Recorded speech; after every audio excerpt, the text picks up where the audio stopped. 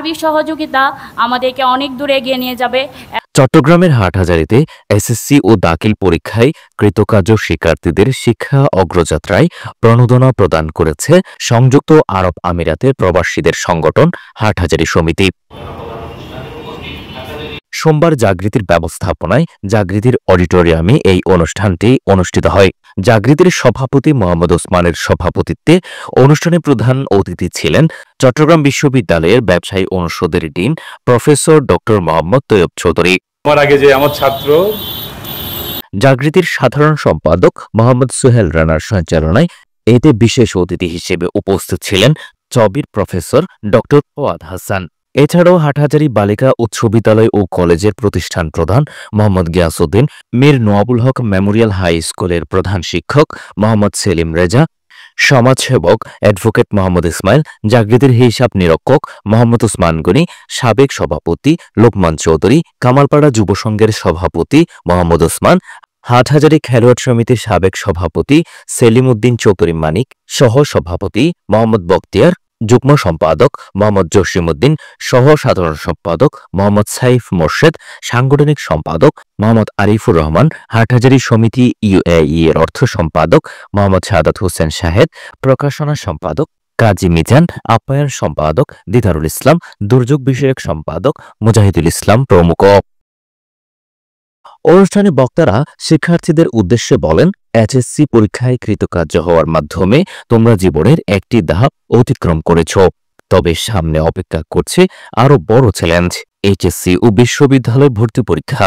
এখানে যদি আমরা ট্র্যাকচ্যুত হয়ে যাই, যারা এই যে যারা বাবা মারা আছেন, এদেরকে কিন্তু খেয়াল রাখতে হবে। যারা এসএসসি পাস করে কলেজের এই 2 বছর সময়টা আমি বলছি জীবনের সবচেয়ে গুরুত্বপূর্ণ সময়।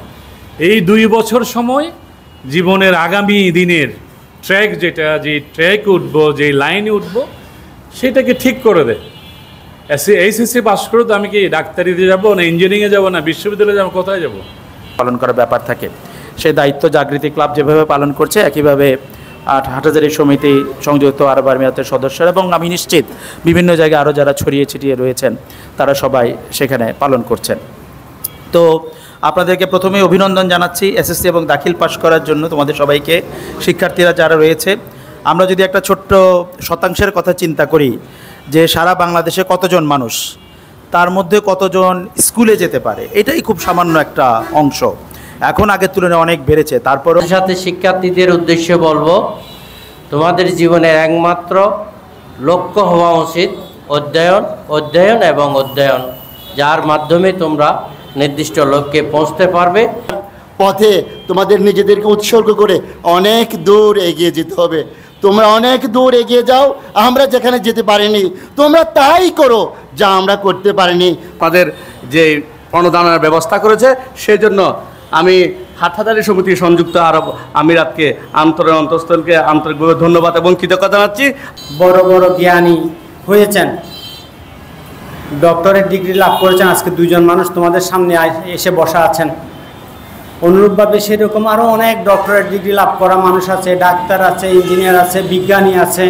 তোমরা সবাইকে মোবাইলের সুযোগের কারণে অনেক সহজেই জানতে পারো তাদের জীবনীগুলো কেমন ছিল। কারো জীবনী হয়তো তোমার এই বর্তমান বয়সে যতটুকু আছো তার চাইতে অনেকেরই ভালো ছিল না। তোমরা যারা যে অবস্থায় আছো, তোমরা তোমাদেরকে তুলে আনার জন্য একটা স্বপ্ন দেখতে হবে। আবার